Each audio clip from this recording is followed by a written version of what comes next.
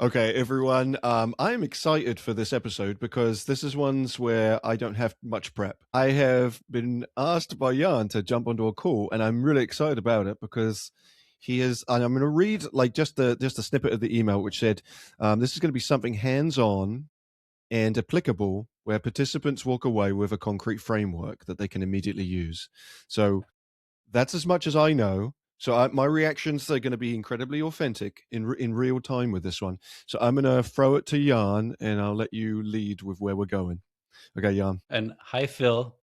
This is super exciting because up until a moment ago, I did not know that I was leading this episode. And here we go, figuring it out together. And the one thing I did do to prepare for today is we had a conversation on your podcast a while ago. I could not find the exact date, but I looked at the outline of what we talked about last time to make sure that I'm not like repeating myself and bringing something new, as I don't think I had started writing my book when we've last chatted. And I think No. that's the big thing that has evolved so much. It's now Yes. called the Campfire method. And in the process of writing the book, I've learned a few things that apply to how we open up spaces where groups need to take risks together. And we even had a chat in the meantime, in preparation, as I was writing the book, about some of the things that you're doing to get your groups that you work with to take risks when there's an actual risk of being high up somewhere in a tree or on the side of a cliff, and you have to take a step that I think is way more risky than some of the risks we ask our participants to take in a workshop room, right? So that's kind of the idea that I would love to talk about. I'm excited for it because I yeah, like the idea of like taking risks and trying something. I feel like I used to do a workshop for a number of years with a colleague, and we called it "Try Something New."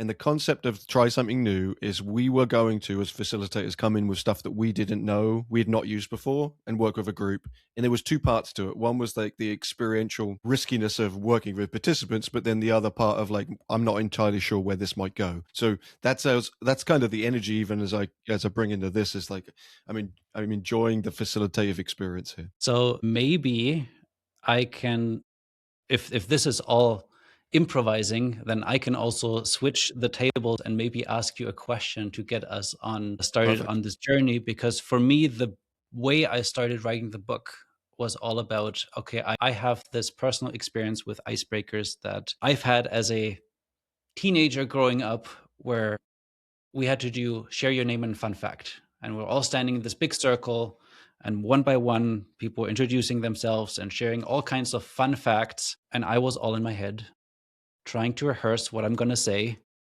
trying to go through all of the things I could be saying and asking myself, is that really something fun? Is that really interesting? Is that going to make me seem boring in front of this group? And my anxiety got higher and higher the closer I saw that my turn was coming up, and I still hadn't figured out what I was going to say. So by the time it actually landed on me and I had to introduce myself, I just wanted that spotlight to move away from me as quickly as possible. Don't remember what I said, just was happy that it was over. And I realized that I'm not the only person that has that type of experience in these moments, yet it still seems it's one of those, like, I just have to tick that box. I have to do the icebreaker before I can get to the main part of the workshop, the training, the meeting. And yeah, just thinking about it, there's so much more that gets broken that maybe is painful for participants than just the ice. Yeah, I agree. There was someone said to me, and I like this phrase, a guy called Tom Leahy. He talked about, instead of the mistake that I think too many facilitators make is this idea of like, in order to create meaningful change in my participants or depth of something, that I need to push them or encourage them to step out of their comfort zone. That has been a huge mistake for a lot of facilitators, because the mistake is that we assume that people are comfortable when they come in the room. So something he referenced was like, we have to build the comfort zone before we ever have to have people step out of it. Like, it's not there when they arrive. I'm almost to the point where I'm going to go out on a limb and just tell people in this, who are listening to this, that please just stop doing the go around the circle and share a fun fact. Like, I think it's as simple as being able to say in this moment that I think it's a very flawed model. And I'm actually like surprised how pervasive it is in the world. It's pervasive not only in like the work that we do, but I think in like a lot of different events. Like I might do something virtually and it's the same thing, or like, and it doesn't matter who might be leading it, experience or non-experience. It's a pervasive mindset that is a helpful way to introduce a group to each other. And I think that anyone who's probably participated knows it's not, and it's what gives, I think, maybe some of the work that we do a bit of a bad rap. Like we have to do a lot of the creating buy-in because of the experiences that people have had in the past. So like that one feels like it's a no-brainer in my mind of just like, can we stop doing those things? It doesn't make people comfortable. It makes them very uncomfortable. I highly agree. And maybe anybody who's listening to this, if you're on board with eliminating going around the room type of activities, especially I think in the beginning, then let us know. Because I think that came a bit out of the conversation I had with you, maybe the conversation I had with Lisa, where I started questioning myself, is there ever a good place where going around the room would fit? And is it like, would I still do it at the end of a session? Because I actually think as a checkout, after you've built that trust where people are more familiar with each other, I don't think it's a bad thing, as long as it's not mandatory for people to attend. But in the beginning, as in my example that I shared, like the biggest challenge that people are having is I can't listen and think of my answer at the same time. So if you want people to connect and like do something, build trust, then they should have the time to listen to each other's answers. And if you don't give that time ahead of time to like prepare what you're going to say, then half of the people are going to be in their head trying to figure it out. It's also, I do think that to an extent, and I think I trying to give a little grace to earlier facilitators who may use it, or newer facilitators, I think it gives them it sucks up some of the time of the discomfort that maybe they're struggling because they don't know enough activities to fill time. But in my head, when I've been a participant in those, I went to one and it was like it was an hour long. It was a meeting about standards. Had nothing to do with it was a very concrete, this is the point of what we're trying to get out of this meeting. And then 20 minutes of it, 20 minutes of an hour, so a third of the time was utilized by going around the group and sharing who we were and where we're from. And it's like, that's 20 minutes you've completely wasted. So it's not like, I think sometimes like that is the other part that I think it makes the experience kind of not worth it when you realize it's sucking out time that would have been valuable used elsewhere. Like that wasn't the purpose of what we were there for. And I think sometimes it becomes the performative almost task of like, I have to do this because I know that that's how I've been taught, or that was the way it was for me. And so I have to do that again. It's sort of like traditions as a whole. I kind of got into this mindset of like traditions as a generality, we should start questioning in lots of different ways. It's like you could go small to big, but like the ways things that we've always done it doesn't mean you have to keep doing it that way. And especially when you were just a participant, like sometimes I experience like where some people will say, well, I do this because that got done to me. I'm like, yeah, but you didn't like it either. So why do you do it to others? You know, Why so do we I think repeat the circle? yeah, it's wild that way. This is actually the one big thing that, again, that came out of having conversations with people from like even in my facilitator trainings about some of the things I've just been learning, then writing about, then teaching to others. Like there's several iterations of repeating the same message where and maybe this is one other specific example of something that I felt like is just become a tick box exercise for me. So I started questioning it and now I'm not doing it the same way anymore, which is group agreements or like group norms. I realized the same thing as with icebreakers. I just was like, oh, at the beginning of working with a group, I need to set up the rules. And as I was going through it with one group, I'm like, who am I setting up the rules for? Is this for me or is it for actually helpful to the group? And it made me realize, no, I set those rules up for me. So it's less awkward when later I have to facilitate and like potentially interrupt people if they're talking too long, things like that. It doesn't actually help the group, especially if they don't get a chance to contribute and share what they actually need. It's just like, here's the rules, 1, 2, 3, you have to follow this.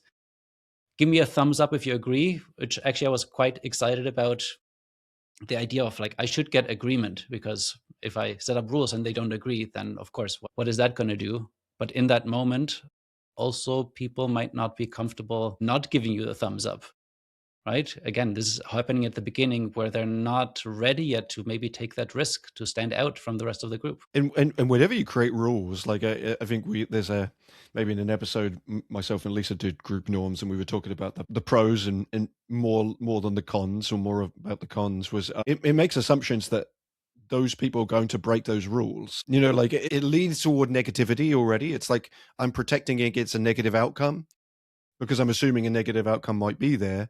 And for that group, that they might not be like, well, I never even thought that I would have done those things because for us it would have been rude or something. You know, like sometimes I reflect back when I used to do that. I used to do it all the time as well. First thing I do, flip chart paper of norms. Like it was like, okay, let's talk group norms. And I realized I was doing it because in a previous group, maybe a behavior had revealed itself, and then I had to do the back work of it and fix that behavior. So I was trying to get ahead of it, but I was trying to get ahead of it for the group that had just been. This group wasn't going to do those things. And so I think, like, yeah, so you're right. I think that it's a facilitator protection. It's like a bubble of security around us so that we don't have to deal with the uncomfortable fixing and resolving a behavior in the moment, which is actually pretty much sometimes part of our job. You know, so it's like we're trying to like shortcut it a little bit. And if you set up rules or not, you still have to then in the moment do that uncomfortable task. And now I'm kind of realizing we're ranting a lot about things of not to do. So maybe I can share like please. how I've switched what I've replaced the group norms or group agreements with, which is something I've learned from my friend Marsha Shandor. She's like a storytelling. Now I pressed sorry.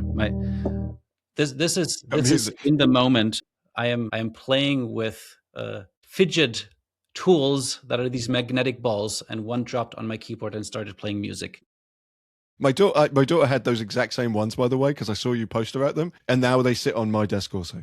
So they're great. Yep. Going back to my friend Marsha Shandor, who is a great storytelling coach, and she also does workshops around storytelling. And she started doing this thing instead of group agreements, she calls the 4 promises, where she promises the group what she will do in certain situations. And I've kind of adopted that and made it my own a little bit, where again, I'm kind of using similar topics as I would put in the agreements, but I'm not asking the participants to do. I just tell them what I will do if something else happens. So let's say we are doing some activity where people can raise their hand and they can contribute and share. I might say something like, we will take about a minute per person to share. If you go over, I might raise my hand to let you know your time is up, to make sure that we all get the equal chance to participate and contribute. So I'm kind of sharing what I'm doing. I'm not asking them to agree to only speak 1 minute, because in the end, it's also my job as the facilitator to take care of that. So I don't want to hand them over part of my labor. And since I've started doing that, I've also realized, okay, this works, I want to say 80% of the time. And then there's still a moment where I'm like, I actually need to have a conversation with the group, and we need to co-create those agreements together, especially if we're spending more time with each other. If I don't know the group that well, if what we're doing actually requires them to take larger risks, then maybe this is also worth spending time there and opening it up, and not just asking for a quick like agreement to something that I've come up with. I like it because I think about the reframe of it. So an agreement requires someone to agree to an outcome that they've just walked into. It's like, okay, I'm entering into this. Whereas what you've set up is more of an expectation. This is what you can expect to happen if something was to happen. And that probably gives a better guardrail to what is going to come. It's almost like, I was talking to Lisa about this. It's like, how much of an agenda do you want to give to a group up front? But enough for them to know where my like parameters are going to sort of come from. So I'm not going in blind. I'm not going in completely unknowing. But I know that something might happen if something else happens. So there's some expectation there. Yeah. And it actually has changed also the energy in the room, I feel. Because if I think of the other phrase that I hope people will stop using, of saying this is a safe space, where the words don't actually mean anything, it's our actions that actually make a space feel safe. I think giving those promises is one of those things that makes the space feel safer, because people know what you will do to uphold the rule, rather than, again, just distributing the responsibility between everyone, where I can't control what other people do. Have you run into moments where like you've set a promise that you felt like in the moment was maybe hard for you to achieve? Like when you're creating these, like what are you, because I'm trying to think of my own self of like, I know when I've created expectation and I haven't met it, or have, you know, like how do you lead with that? What are your kind of benchmarks on promises? Like, is it pretty low? I have not practiced it enough to get into like big issues with that. I want to say one of the promises I started giving is I start on time, I end on time, knowing that that will actually be a challenge for me. You mentioned earlier new facilitators who are like trying to fill time. That is completely foreign to me. It's always like, Yes. I'd never have enough time to do anything that I would like to do. So it's always a risk of going over. And I started, I guess, giving myself a structure where I can end on time and I don't have to end on time, and it's okay. Because I started doing something that I call the afterglow, which is 20 minutes after the official end time, I'm always staying for additional questions and conversations and just to see what else is there. But the content, the core thing that people signed up, I will deliver by the end of the official end time. So it often might look like I'm closing a session, saying goodbye to people, and then opening the afterglow for like the additional things that might still come up afterwards. So I don't think since I've introduced that, I've gone over more than like 2 or 3 minutes from the time that I said I would end. So it's also creating, I think maybe it's creating boundaries for yourself also, like to be able to live within. It's the same, like, you know, I agree. I think you maybe, when you start off, or at least when I started off, I realized I didn't have enough to fill the time, and I'd think of an hour being massive. Now, for me, it's like, it's never enough. And I agree. It's like, if I could do more, I could always fill more. And I'm more comfortable with just following conversation maybe than I was in the past. So that comes with some flexibility. I always struggle about my end times, like when I'm ending, because I like when like the peak of the conversation. I don't like to end it. Actually, I find like conference workshops I struggle with more than I do other workshops, because I'm very structured to a point where there's someone else going to use my room after me. So I know that I'm going to negatively impact someone else. I don't have the afterglow ability. So it's like, I'm always struggling with some of that. What I'm intrigued by the afterglow. Do you think it also gives you a cathartic end, maybe like a good tail end to a workshop? Because I think I was having a conversation with Rach Davis about this, in terms of like, when you're finished, it's hard to be like, turn off the facilitator, you know, like there's a come down maybe to energy to it. Like, is that the afterglow serves you in that way? So the interesting thing about the afterglow is you never know what to expect, because I'm just like, I know I'll be here. Sometimes everybody leaves and like, great, the session's done.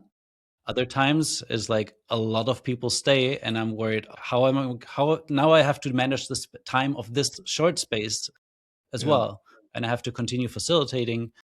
But I kind of just go with the flow. And there's no promise that we'll get to everybody's question if like a lot of people stay and have things, because it is still like there's 20 minutes. And at the end of the 20 minutes, I try to wrap up even that. But it is kind of like somebody else called it like a phasing out of the ending. And often for me, because I run a lot of facilitator trainings, it's where I also share more behind the scenes of how I might have designed the training, or things that might have happened when questions come up of like, here was my plan and this is what we actually did. Like, we did talk recently about the timing and the idea of the afterglow, and I was sharing that the best facilitators, they're able to still deliver on the promise and cutting things and moving things around without the participants ever noticing that. I think that's the true mastery, if you can get to that point and end on time. I agree, and this is maybe another no that I put out there for people to say. If you're ever running a workshop and you've got an agenda, please don't ever say the phrase, "If I had more time, I would have got to." No one knows what you were going to do. No one's looking at their agenda and being like, they never got to so and so. But now, while you saying that, you've admitted that your time management isn't the best. So I think that what you're absolutely a really good facilitation is like, they could have completely changed their agenda and you wouldn't have known any changes occurred. They were just going off the fly, just jumping around. And that I think is a skill that is more of an advanced skill. It comes with like practice, repetition, in order to feel like you can get to that point. I actually would say that I only got there in the last 2 years, where I've also ran a session with like the same activities so many times that at one point I realized I know how long this will take, even with the conversations. And also knowing that I will plan in the time for the conversations and the debriefs rather than assuming, oh, this will be a 5-minute debrief. Well, no, actually, it was 20 minutes last time. So let me plan it for 20 minutes the next time. So with those iterations of you, or like the way I did it is doing a recap at the end and actually writing those things down. So the next time you're not guessing again from scratch. Yes, absolutely. Yeah, there's some activities I've written where I've co-facilitated with someone and I've said, oh, this is 20 minutes. And they've been like, what? That's only a 5-minute activity. I'm like, no, I know now mainly on the way that I might frame something that I can then draw out stuff at the end that before I would have just made it a 5-minute activity.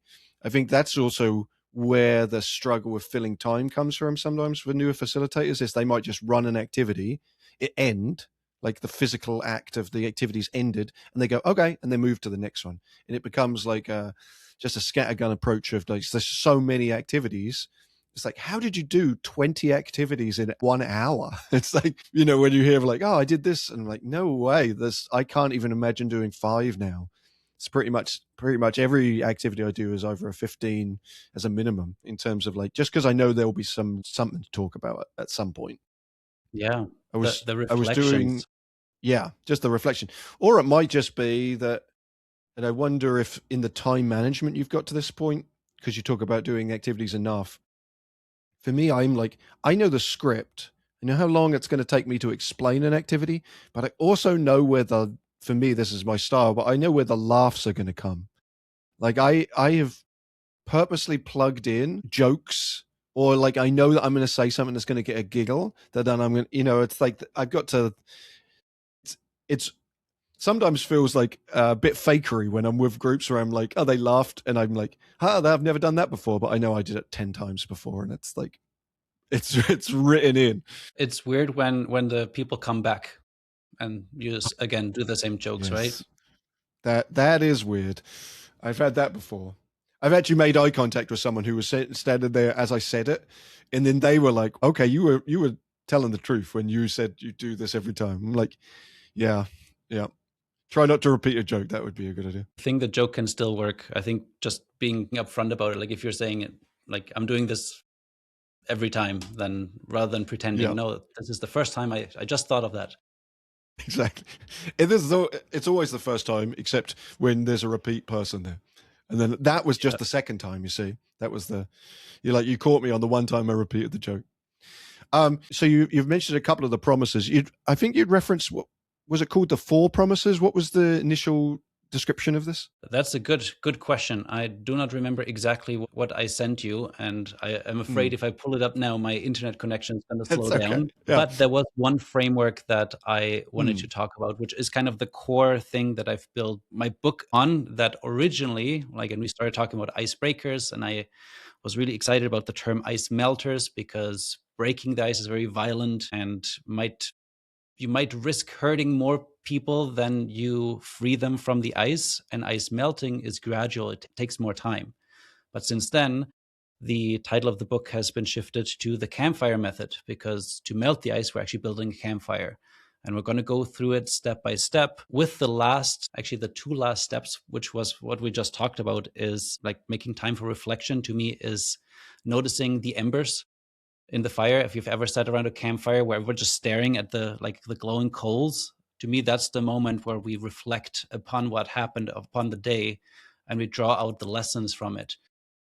But to get there, we need to build the fire. And I think that's the part where every single experience that I design, if it's my son's birthday party, if it's a workshop, if it's a training, if it's helping people design a whole retreat, summer camp experience, I always think of, we need to build the campfire. And the biggest part about the campfire is putting the logs on the campfire, which needs to be in, actually, I think it's my step 7 of 9. It cannot be the first one, because if we try to light a big log with our match or lighter, it will not catch fire. Even if you have a small flame and you put a big log on it, you're just gonna, again, kill the fire. So we need to work our way up to it. And I started calling this a risk ramp, where the biggest log identifies the biggest risk that we ask our participants to take. And to get them ready for it, we need to ask them incrementally smaller risks before that. And to give you one example of an activity where I use this, would love to share it. And then maybe Phil, I don't know if you have an activity that either you already do something similar, or maybe we can on the spot come up with a risk ramp. That would maybe be a cool way to have like 2 different perspectives. There's one activity that I do in a presentation skills training, where the purpose of it is 2 things. Number 1, I want participants to feel what it feels like when you have stage fright. You're about to go on stage and do a presentation, but you're unprepared, or you worry about forgetting your text. Like, that's one thing, to just simulate that feeling in people's bodies.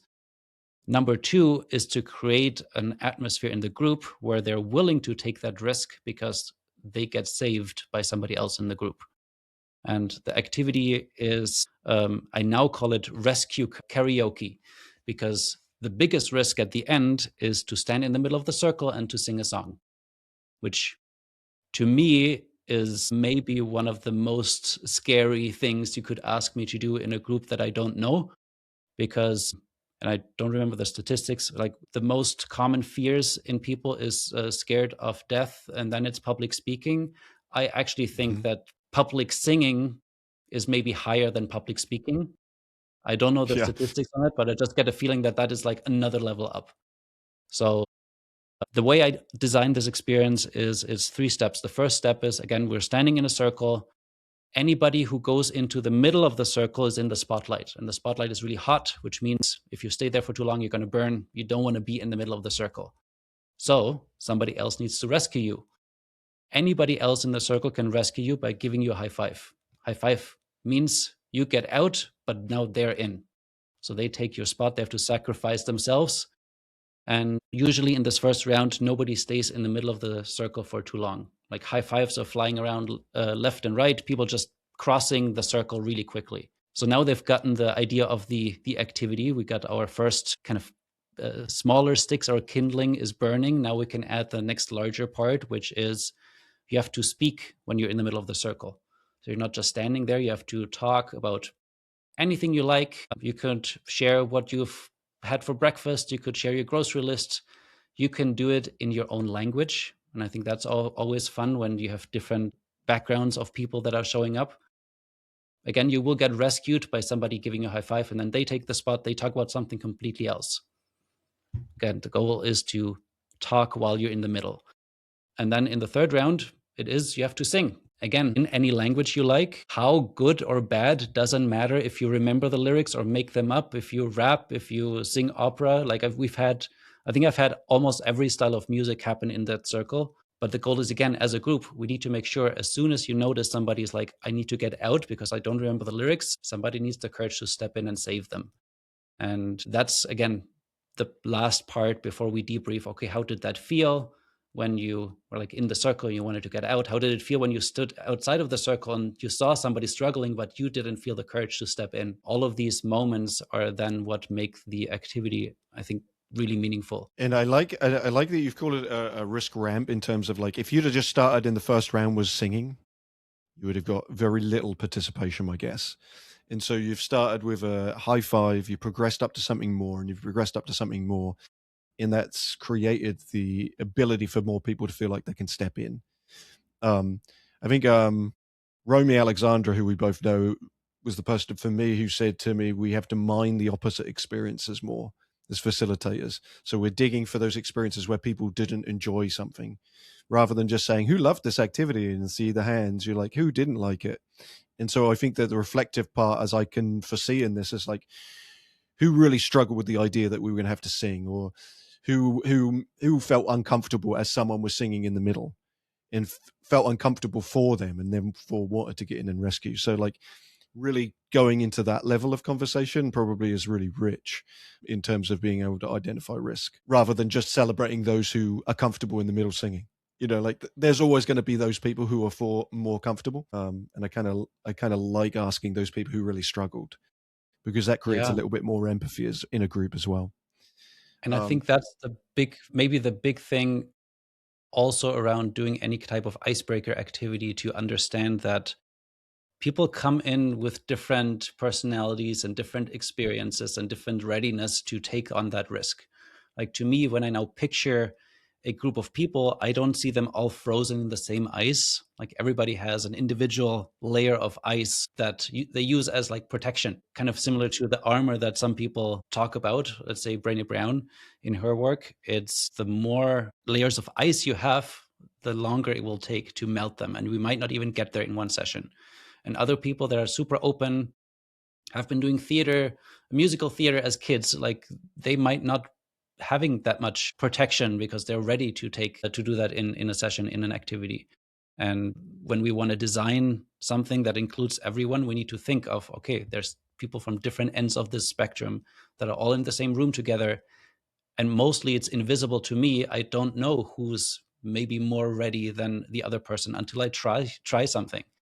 And then yeah, we need to adapt as well. and yeah, and as you see the different perspectives and things change, that's that adaptation as a facilitator to say, okay, this is not going to maybe work if I'm going to keep following this agenda, because I can sense discomfort in what we're doing, and maybe I've started lower.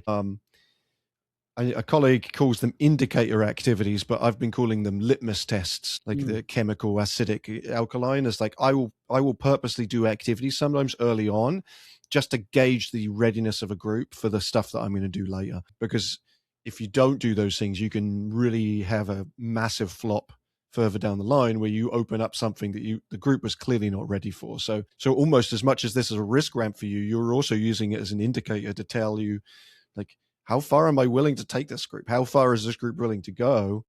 And do I need to lower further down the ramp? Because going back to your analogy of the campfire, maybe I just haven't added enough kindling.